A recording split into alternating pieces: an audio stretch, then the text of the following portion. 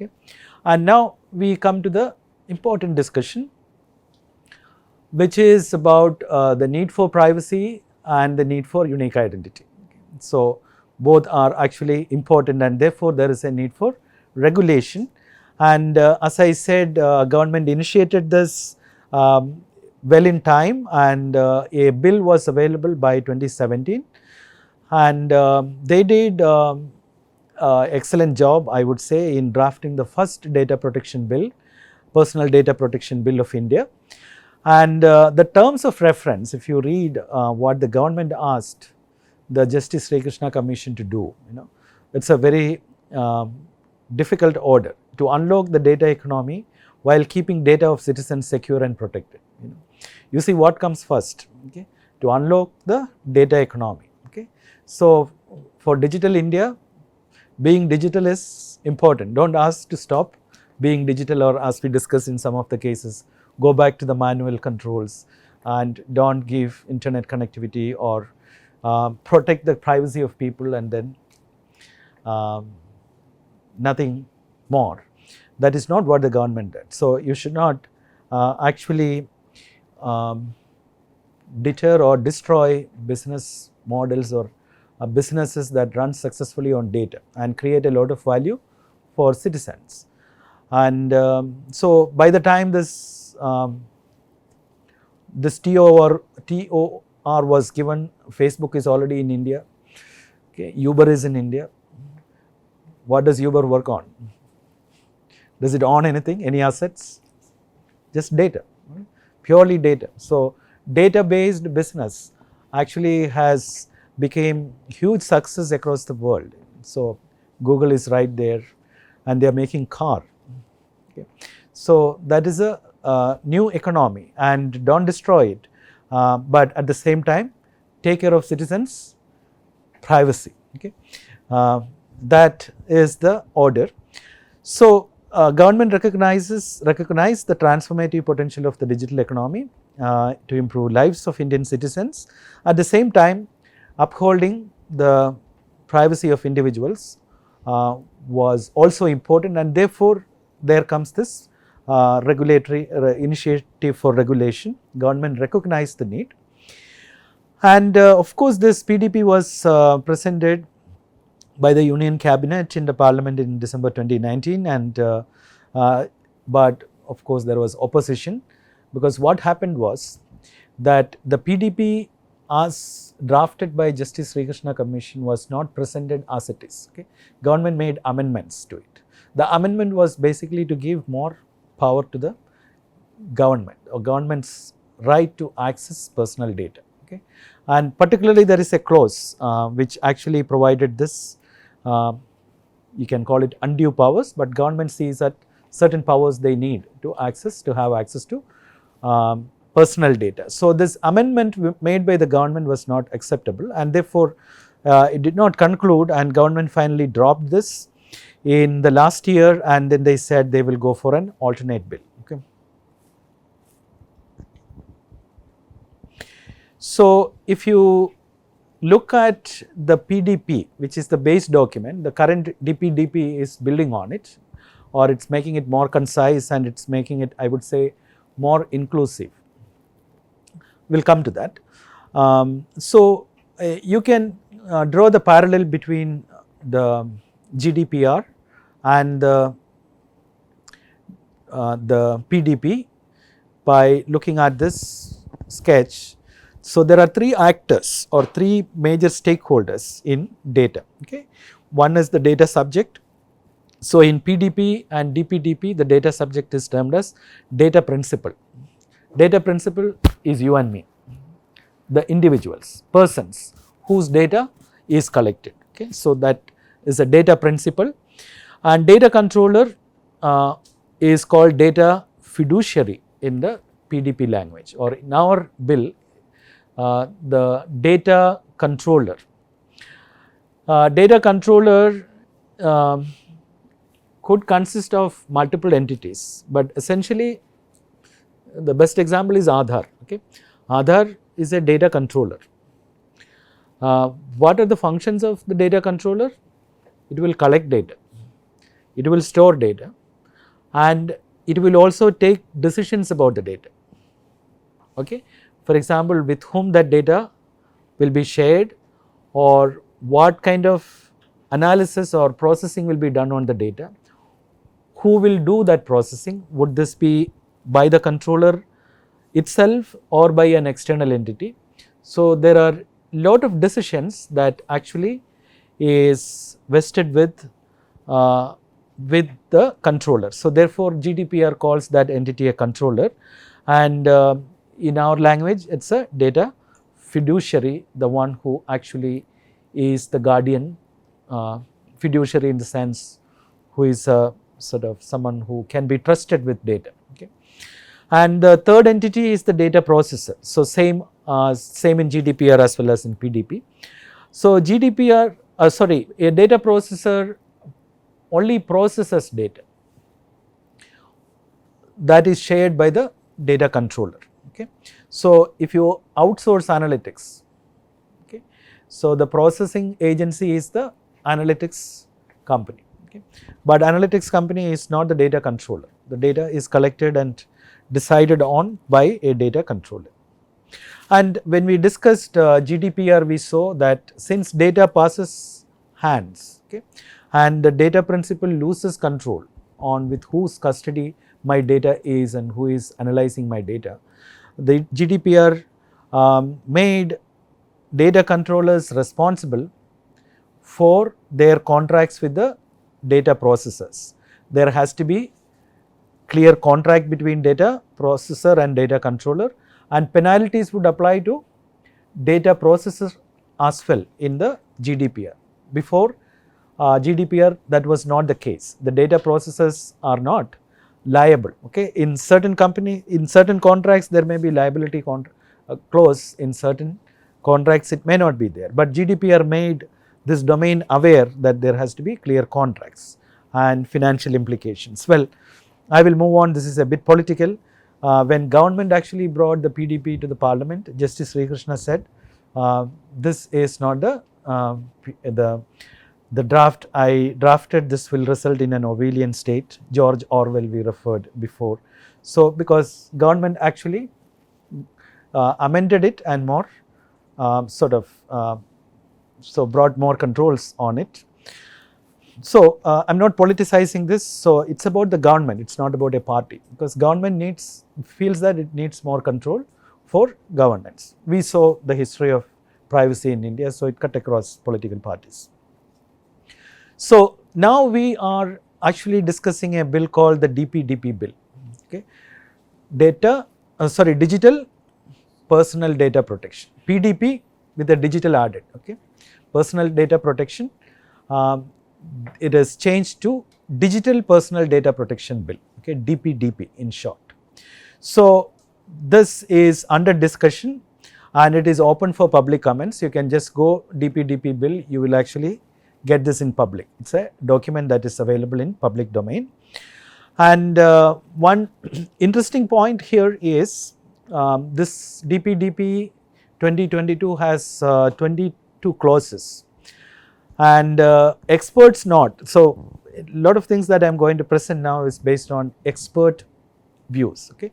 I am not an expert in law, okay. I am a teacher of information systems. So, interpreting these bills also require legal expertise. Okay. So, I am not getting into that domain. So, I am making some general observations and also referring to opinion pieces that came in business newspapers. So, that is my reference here, because there is no journal article or there is no very highly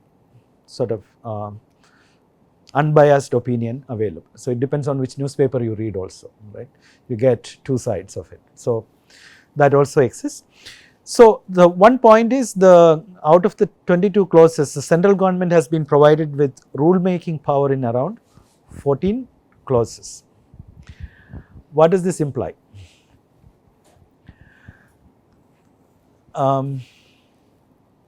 Is this okay? Government can actually make rules about 14 clauses, okay, in the regulation. Okay.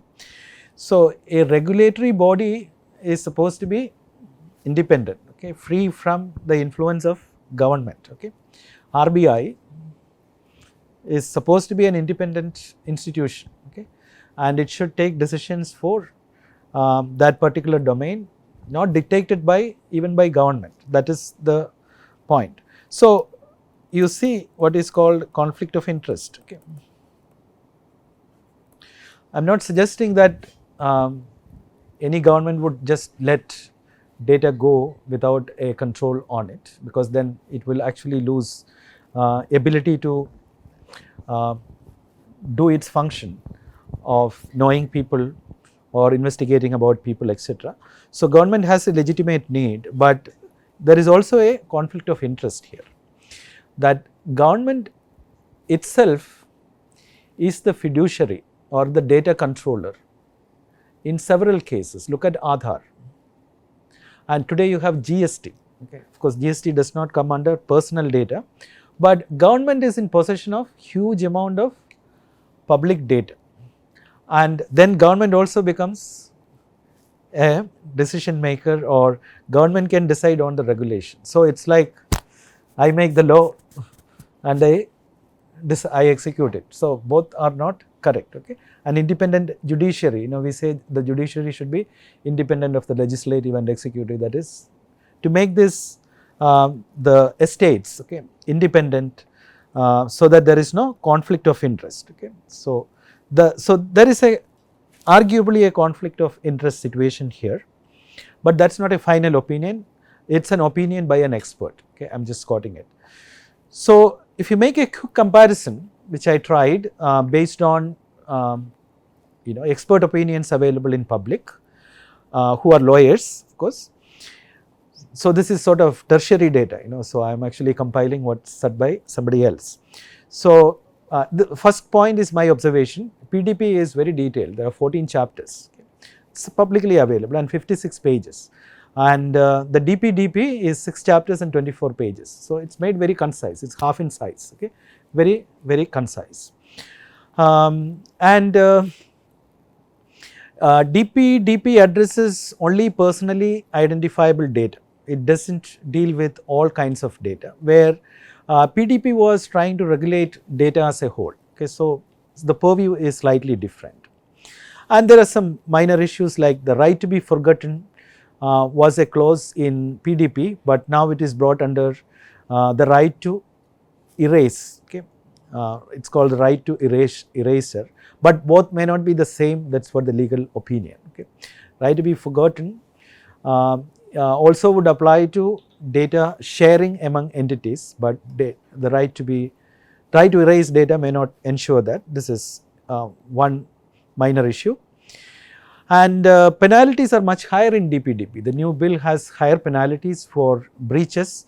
It is capped at 500 crore. Okay, that is the maximum that would be chargeable for data breaches. And interestingly, in DPDP, penalty applies to data principals also. That is, if you actually make a wrong claim, you may actually end up in paying penalty, okay, which was not the case with PDP. So you can see there is a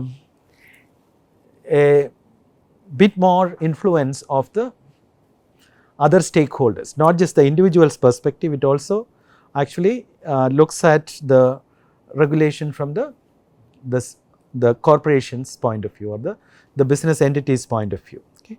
So they don't want this irritation of complaints all the time coming. So this will actually probably reduce the number of complaints. But the last point is a very critical point. Okay. So we will close with that. In PDP, there was a 3-tier classification of data. The PDP classified data as personal data, critical personal data, and sensitive personal data. Okay. So let's go from the other end. Sensitive personal data, or SPD, means data that is very sensitive. It could be your financial data, it could be your data about your personal preferences, like your matrimonial data. So, a lot of data that is very much linked to your individual space, and it is very also sensitive. Okay. Passwords, that is SPD, health data, that health data, financial data, passwords, all these are highly sensitive, and PDP brought this under a category called SPD, sensitive personal data. Then it had the second classification, which is critical personal data, and it is not defined in PDP, but it gave the rights to the government to decide what could be critical personal data for the country.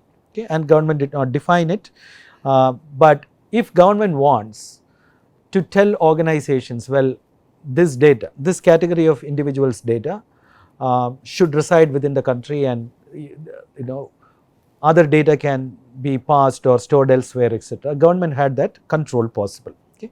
The rest, which was not critical or sensitive, is personal data. But in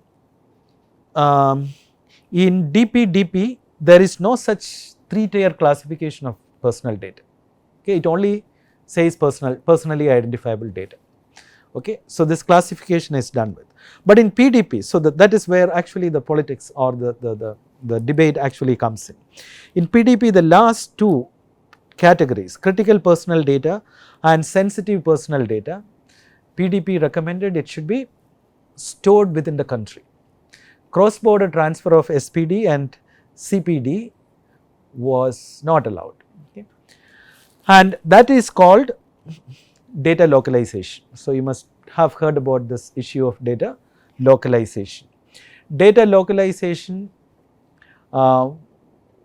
is proposed in GDPR. You can see cross-border transfer of data is expressly permitted with only a few countries, and for rest of the countries it has to be based on contract.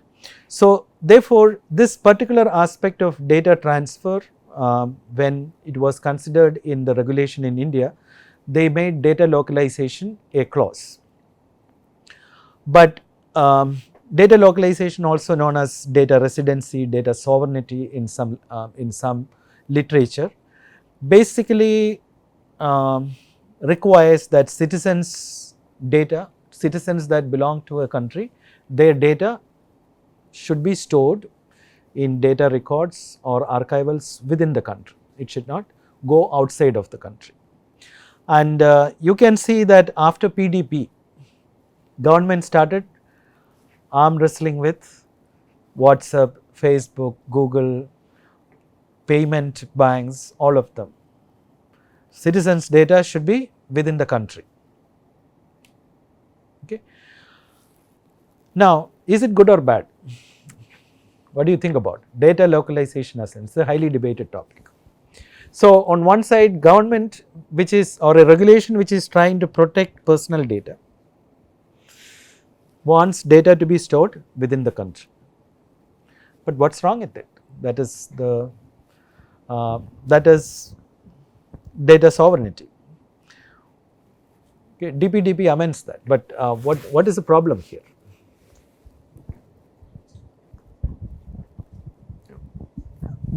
So one issue is that so data actually has value. So we can analyze the data to get some identify business patterns and so forth. So if in case there is no data localization, multinational companies could take this data to their home countries, analyze the data and develop products for the Indian market from abroad. So potential source of jobs in our country will be lost. Like they can build customized solutions, say customized apps on the Play Store from the US using data which was acquired from India. So you want data trade or data to be taken out of country for analysis? No, that's what you're saying. If for it is analytics, localized, analytics. then okay. analytics will happen in India, and the results of analytics could be used to develop apps and other digital services within this country. So that value is being transferred, taken out of this country through without data localization. That is what I feel. But foreign corporations actually outsource analytics to India, right? We are actually a place where Yes. we have the competence to do data analytics in the country. So in one sense, the country is saying that, well, do analytics within India, right? It's actually a boost to the Indian analytics as well. Don't transfer the data outside of the country. But you are talking about scenarios which we do not know, where data analysis in other country would bring more insights. Okay. Any other reason?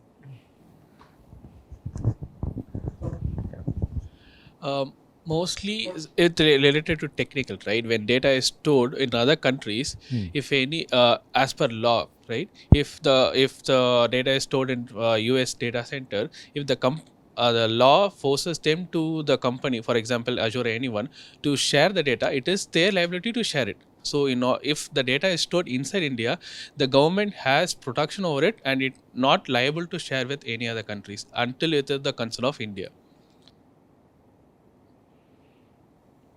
Okay.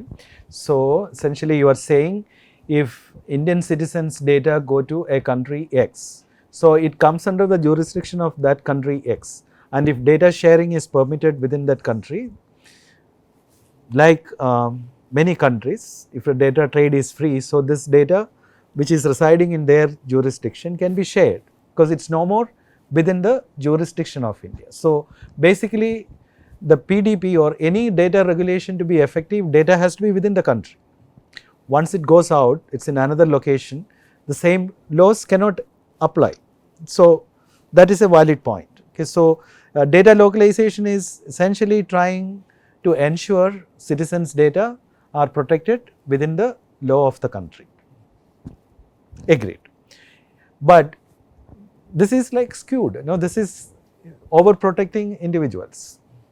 Why corporations should worry? So there are multiple stakeholders. You see, there are data subject is one, but then there are data controllers. They are collecting data for some purpose. What is their concern?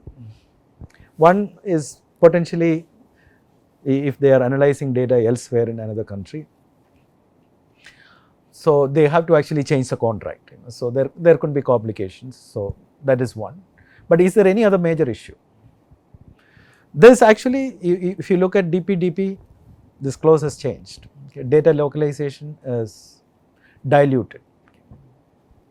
So post PDP government actually was trying to have complete control and suggested data localization, but now it is not. DPDP doesn't have a strong clause for data localization. That is actually by corporate power. Okay. But what could be other concerns that corporations have in data localization? Well, actually, this may be right or wrong, but I remember reading a few years back that security is a major concern, where if the data warehouses, like some MNCs data warehouse, when their data centers present in India are not that secure, and whereas there are some specialized data sources in some islands or something where the data can be secured more more safer or something, but they belong to some multinational organizations. So they are willing to come forward, but if in case we are like the Indian government is in to go to is in if they are to go in for a contract with those organizations, they will be obviously losing some control over the data. So I remember reading that it was the trade-off between security and control. Security and control. Yeah. So what are you arguing? Suppose data goes outside of the country. Yeah, we will have the data might be more secure. It might be I have read somewhere. I'm not so sure of the context, but yeah. It might be more secure out because of the depending on data which center. Country it goes. Depending on not which country, but organization I remember. Okay. Some specific organization had its data center in some island, and they were about to. Some talks were going to exchange data with that particular organization, but again, control was some issue which they were discussing about. Okay.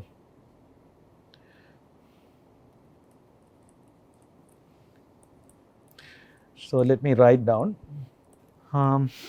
So plus side is governments control, the minus side is corporations losing potential value. Are there any other pluses and minuses you can think of? What is a major loss, because corporations actually twisted the government to change the law, you see. There could be other potential reason. Okay, so let me give you clues. What do you think about the data center economics? One potential negative is like it will increase the costs of operations. So earlier they used to have clouds where the actual warehouse is not actually within the home country, it will be in some other country. Now they have to build dedicated data centers within each country. Yeah. And that is one. That is a major issue, because all corporations or large corporations like the Google, you search for where are the data centers of Google located. They have actually rationalized that across the world. And they have, particularly Google has built their data centers close to hydroelectric projects, basically for saving costs, saving on energy. So this is something they have already invested in. So data localization will require these companies to build data centers within India. So on the plus side, a data center business, data center and analytics business will prosper within the country, the plus side, okay. But cost of data center or cost of data storage would definitely go up. They don't have the scale, they enjoy scale advantages when they actually store data within certain premises, within certain areas, okay. And that is something they have rationalized. The cost goes up for them if they have to build domestic data centers, okay. For India, this becomes a new business. It becomes new prospects for the IT industry because data center business comes to India, okay. So government has that rationale, but not corporations. And you can see the corporate interest actually, because if corporations become not competitive, then they wouldn't like to do business, or it's not possible, okay. So therefore you can see this particular balance, okay. It was actually skewed towards the government or privacy, but now with the DPDP, government is also permitting cross-border transfer of data, okay. The sensitive personal data, critical personal data, this kind of classification was also dropped, because if that exists, the argument becomes strong. But now there is only personally identifiable data, and data localization is not now very strict in the DPDP, thanks to corporate interest, okay. But we shouldn't see this as a, as simply negative. It doesn't make economic sense for corporations. But if you talk to consultants, they will also say that, well, is data center a huge business potential for India? Many disagree, because data centers don't create many jobs, but they use up a lot of domestic resources. For example, if Amazon, actually there was a negotiation with Amazon in Hyderabad to set up a data center, okay. So Amazon's conditions were that they want, say, 100 acres of land, and they want full security given by the government around that particular infrastructure, and they want no taxes. So it should be all favorable for them to establish a data center here, free, and they may employ, say, 50 to 100 people from India. So this is one insight I got. So it shows that data center as such, IT services is different, but just having a storage facility doesn't really create a large number of jobs, but it actually take away our resources. So probably these are reasons why government also relaxed this sort of strict condition on data localization. Okay, that is about Indian regulation. So it is on debate, so you can continue to watch this. Any questions? Yeah, so beware of newspaper articles if you have to balance between news expert opinions, because they can only look at some overly